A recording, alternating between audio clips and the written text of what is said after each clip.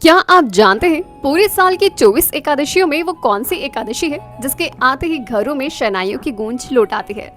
एक ऐसा दिन जब स्वयं ब्रह्मांड के पालनहार 4 महीने की अपनी गहरी योग निद्रा से जागते हैं और उनके जागते ही भक्तों की सोई हुई किस्मत भी जाग उठती है। नमस्कार, स्वागत है आपका श्रद्धा संवाद में और मैं हूँ श्रद्धा। आज हम आपके लिए लेकर आए हैं कार्तिक मास के शुक्ल पक्ष की देव उठनी एकादशी व्रत की परम पावन पौराणिक व्रत कथा। इस व्रत का क्या महत्व है और इसे देव उठनी या प्रबोधिनी एकादशी क्यों कहते हैं, यह कब और किस समय आती है, इस दिन कौन से महा उपाय हमें करने चाहिए, चलिए आज हम जानते हैं और प्रारंभ करते हैं और श्रवण करते हैं देव उठनी एकादशी व्रत की अद्भुत अविस्मरणीय मंगलकारी पौराणिक व्रत कथा। देव उठनी एकादशी को प्रबोधिनी या देवोत्थान एकादशी भी कहा जाता है। यह पावन तिथि शरद ऋतु के मध्य यानी कि कार्तिक मास के शुक्ल पक्ष में आती है। धार्मिक मान्यताओं के अनुसार आषाढ़ शुक्ल एकादशी यानी देवशयनी एकादशी के दिन भगवान विष्णु 4 महीने के लिए क्षीर सागर में शेषनाग की शैया पर विश्राम करते हैं। इन 4 महीनों को हम चतुर्मास कहते हैं, जिसमें सभी शुभ कार्य वर्जित होते हैं, जैसे मुंडन, गृह प्रवेश, विवाह आदि। ठीक 4 महीने बाद कार्तिक शुक्ल एकादशी को भगवान अपनी योग निद्रा से जागते हैं और उनके जागते ही पूरी सृष्टि में सकारात्मक ऊर्जा का संचार होता है और समस्त मांगलिक कार्यों की पुनः शुरुआत होती है। शास्त्रों में लिखा है कि इस दिन व्रत करने से केवल इस जन्म के नहीं बल्कि कई जन्मों के पाप स्वतः ही भस्म हो जाते हैं। मनुष्य को सीधे बैकुंठ धाम की प्राप्ति होती है। क्या आप जानते हैं देव उठनी एकादशी के पीछे कोई एक नहीं बल्कि 3 अत्यंत ही महत्वपूर्ण और पौराणिक कथाएं प्रचलित है, जो हमें धर्म, त्याग और ईश्वर की असीम दयालुता का बोध कराती है। तो आइए समय चक्र के अनुसार इन कथाओं को विस्तार से श्रवण करते हैं। तो सबसे पहले हम आपको सुनाते हैं सतयुग का प्रसंग। माता लक्ष्मी की शिकायत और चतुर्मास की शुरुआत कैसे हुई। कथा की शुरुआत होती है सतयुग से। एक बार बैकुंठ धाम में माता लक्ष्मी ने अत्यंत चिंतित होकर भगवान विष्णु से एक शिकायत की। हे स्वामी, आपकी इस शयन व्यवस्था से पूरी सृष्टि का संतुलन डगमगा जाता है। आप जब जागते हैं तो दिन रात जागते ही रहते हैं और यहाँ तक कि असुरों का संहार करते समय भी आप विश्राम नहीं करते, और जब आप सोते हैं तो महीनों तक इतनी गहरी निद्रा में चले जाते हैं कि समस्त चराचर जगत असहाय महसूस करने लगता है। आपके इस अनियमित विश्राम से मेरे और साथ साथ संसार के सभी भक्तों को भी आपके दर्शन के लिए लंबा इंतजार करना पड़ता है। इसीलिए प्रभु, आप हर साल नियम से एक निश्चित समय पर विश्राम किया करें। जगत के पालनहार भगवान विष्णु मुस्कुराए और बोले, हे देवी, तुम्हारी यह चिंता तो अत्यंत ही उचित है। तुम्हारी इस इच्छा का मान रखते हुए आज से मैं हर वर्ष आषाढ़ मास के शुक्ल पक्ष की एकादशी से लेकर कार्तिक मास के शुक्ल पक्ष की एकादशी तक यानी 4 महीने के लिए योग निद्रा में रहूंगा और इस काल को चतुर्मास कहा जाएगा। मेरी अनुपस्थिति में इस दौरान सृष्टि के संचालन का कुछ दायित्व आप पर और महादेव पर होगा और मेरे सच्चे भक्त इस काल में मेरी मानसिक पूजा और व्रत कर परम पुण्य के भागी बन सकेंगे। तभी से भगवान के जागने की स्थिति को देवोत्थान अर्थात देव उठनी एकादशी के रूप में मनाया जाने लगा। अब समय चक्र आगे बढ़ता है और हम पहुंचते हैं त्रेता युग के एक अत्यंत ही भावुक और रहस्यमय प्रसंग की ओर, जो तुलसी विवाह से जुड़ा है। पौराणिक काल में जलंधर नाम का एक अत्यंत शक्तिशाली और क्रूर राक्षस था। उसका विवाह वृंदा नाम की एक परम धार्मिक और पतिव्रता स्त्री से हुआ था। वृंदा के सतीत्व और पतिव्रता धर्म की शक्ति के कारण जलंधर को युद्ध में हराना देवताओं के लिए असंभव हो गया था। अहंकार में चूर होकर जलंधर ने स्वर्ग पर आक्रमण कर दिया और ऋषि मुनियों पर अत्याचार करने लगा। सभी देवता घबराकर भगवान विष्णु के पास पहुंचे। भगवान जानते थे कि जब तक वृंदा का पतिव्रता धर्म अक्षुण्ण है तब तक जलंधर का वध असंभव है। इसीलिए सृष्टि की रक्षा के लिए भगवान विष्णु ने एक कठोर लीला रची। उन्होंने जलंधर का रूप धारण किया और वृंदा के महल में पहुंच गए। वृंदा अपने पति को जीवित समझकर उनके चरणों में झुक गई और उसी क्षण उनका पतिव्रता धर्म भंग हो गया। इधर युद्ध भूमि में भगवान शिव ने तुरंत जलंधर का वध कर दिया। जब वृंदा को सत्य का पता चला कि उनके सामने खड़े पुरुष उनके पति नहीं हैं, बल्कि स्वयं जगत की पालनहार भगवान विष्णु हैं, तब वह क्रोध और गहरे दुख से भर गई। उन्होंने भगवान से कहा कि हे प्रभु, मैंने जीवन भर आपकी भक्ति की, फिर भी आपने मेरे साथ ऐसा छल क्यों किया? आप हृदयहीन पत्थर की तरह बर्ताव कर रहे हैं, इसलिए मैं आपको श्राप देती हूँ कि आप इसी वक्त पत्थर के बन जाएं। भगवान ने अपने भक्त के श्राप को सहर्ष स्वीकार किया और वे तुरंत ही काले पत्थर के रूप में बदल गए, जिसे आज हम शालिग्राम कहते हैं। अपने पति की मृत्यु और प्रभु के इस रूप को देखकर वृंदा अत्यंत ही दुखी हुई और उन्होंने आत्मदाह कर लिया। जब वृंदा सती हुई तब वहां राख से एक अत्यंत ही सुंदर और पवित्र पौधा आया, जिसे भगवान ने तुलसी का नाम दिया। भगवान विष्णु वृंदा के इस त्याग और सतीत्व से अत्यंत ही द्रवित हो गए।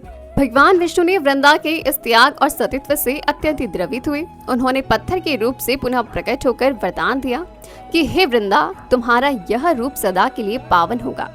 तुम हमेशा मेरे शीश पर शोभा पाओगी। संसार में बिना तुलसी दल के मेरा कोई भी भोग अधूरा होगा और मैं उसे कभी स्वीकार नहीं करूंगा। और जो भी भक्त इस कार्तिक शुक्ल एकादशी के दिन मेरे शालिग्राम रूप का तुम्हारे तुलसी रूप के साथ विवाह कराएगा, उसके जीवन के दाम्पत्य सुख हमेशा बने रहेंगे और उसे सीधे मोक्ष मिलेगा। इसीलिए देव उठनी एकादशी के दिन हर सनातनी घर में तुलसी और शालिग्राम का विवाह रचाया जाता है।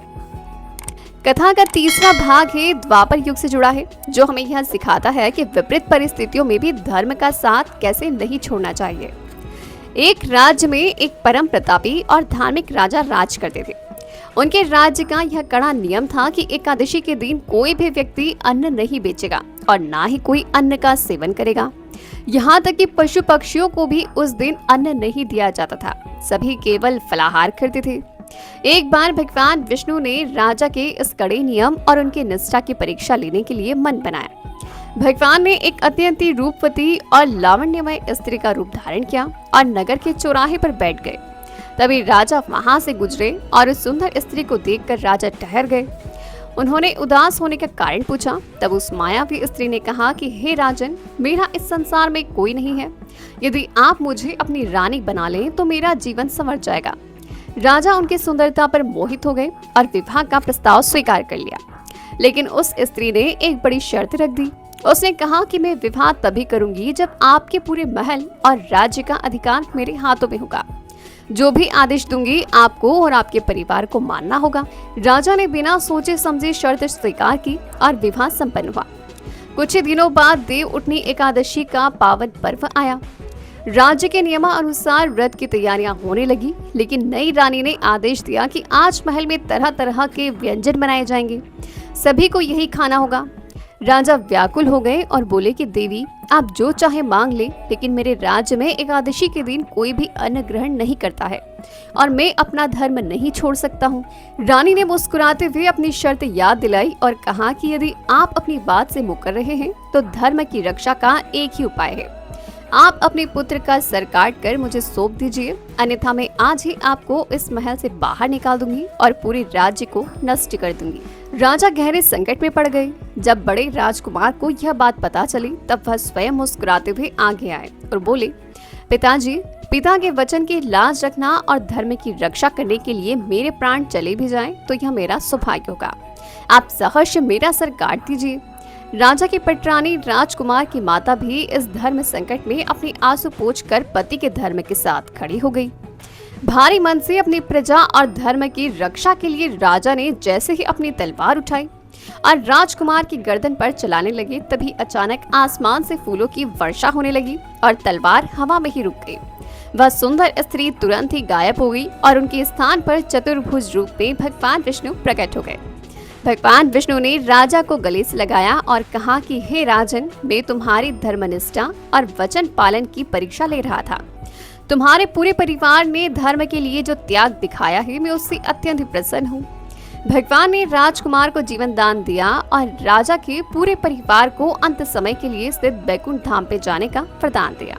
इन महान कथाओं को सुनने के बाद आइए अब जानते हैं कि इस परम पुण्यदायी तिथि पर हमें किन नियमों का पालन करना चाहिए ताकि भगवान विष्णु और माता तुलसी की कृपा हम पर सदैव बनी रहे। ब्रह्म मुहूर्त में जागरण करें। इस दिन सूर्योदय से पहले उठकर पवित्र नदी या घर के पानी में गंगाजल मिलाकर स्नान करें और पीले वस्त्र धारण करें। शाम के समय घर के आंगन में गन्ने का सुंदर मंडप बनाएं और उसमें भगवान विष्णु के चरणों के चिन्ह अर्थात रंगोली बनाएं। शाम को तुलसी माता को लाल चुनरी ओढ़ाकर श्रृंगार करके शालिग्राम जी के साथ उनका विवाह और गीतों के साथ संपन्न करवाएं। अगले दिन द्वादशी तिथि को शुभ मुहूर्त में सूर्योदय के बाद पारण अर्थात व्रत खोलना चाहिए। पारण के भोजन में तुलसी दल का होना अत्यंत शुभ होता है। एकादशी के दिन क्या नहीं करना चाहिए, तो एकादशी के दिन घर में भूल कर भी चावल का सेवन न करें और न ही बनाएं। शास्त्रों के अनुसार इस दिन चावल खाना रेंगने वाले जीव की योनि में जाने के समान माना गया है, क्योंकि इस दिन माता तुलसी का विवाह होता है। इसीलिए देव उठनी एकादशी के दिन भूल कर भी तुलसी दल को नहीं तोड़ना चाहिए। पूजन के लिए एक दिन पूर्व ही तुलसी तोड़कर रख लें। घर में लहसुन, प्याज या किसी भी प्रकार का तामसिक भोजन न लाएं। किसी से भी अपशब्द ना कहें और न ही विवाद करें। ब्रह्मचर्य का पालन करें। शास्त्रों में कहा गया है कि देव उठनी एकादशी अर्थात कोई भी एकादशी हो, उस दिन दान का विशेष महत्व होता है। लेकिन शास्त्रों के अनुसार देव उठनी एकादशी पर किया गया दान अक्षय होता है, यानी इसका पुण्य कभी खत्म नहीं होता। इस दिन आपको अपनी क्षमता के अनुसार इन चीजों का दान अवश्य करना चाहिए। ऋतु फल और गन्ने का दान, क्योंकि नई फसल और ऋतु परिवर्तन का यह समय होता है, इसीलिए इस दिन मंदिरों में या जरूरतमंदों को गन्ने, शकरकंद, सिंगाड़े, मौसमी या सेब जैसे फलों का दान करना चाहिए। पीले वस्त्र और अनाज का दान, भगवान विष्णु को पीला रंग अत्यंत प्रिय है। किसी योग्य ब्राह्मण को पीले वस्त्र या चने की दाल, हल्दी और सामर्थ्य के अनुसार दक्षिणा अवश्य दें। इस दिन किसी पवित्र नदी, घाट पर, मंदिर में या अपने घर के मुख्य द्वार और तुलसी के पास घी के 11 या 21 दिए लगाएं और दीपदान करें। इससे जीवन का अंधकार मिटता है और तरक्की के रास्ते खुलते हैं। तो यह थी देव उठनी एकादशी व्रत के विस्तृत पावन व्रत कथा। भगवान विष्णु जब अपनी 4 महीने की योग निद्रा से जागेंगे तो भगवान से प्रार्थना है कि वह आपके जीवन के सभी दुखों और बाधाओं को हमेशा के लिए सुला दे। आपके घर में सुख, समृद्धि और मांगलिक उत्सवों की शुरुआत हो। कमेंट बॉक्स में अपनी अटूट श्रद्धा के साथ जय लक्ष्मी नारायण लिखना बिल्कुल ना भूलें और तुलसी माता की जय भी अवश्य लिखें। आपको हमारी यह प्रस्तुति, यह कथाएं और संवाद अगर दिल से अच्छे लगे हैं तो इस वीडियो को एक प्यारा सा लाइक अवश्य दें। अपने मित्रों, परिवार के साथ भी इस वीडियो को जरूर शेयर करें ताकि उन तक भी सही जानकारी मिल सके। हाँ, हमारे इस प्यारे से आध्यात्मिक परिवार का हिस्सा बनने के लिए आपकी अपने चैनल श्रद्धा संवाद को सब्सक्राइब करना बिल्कुल ना भूलें और बेल आइकन जरूर दबाएं। जल्दी मिलेंगे एक नए प्रसंग और सुंदर विचारों के साथ। तब तक के लिए दीजिए इजाजत। नमस्कार। जय श्री महाकाल, जय श्री हरि।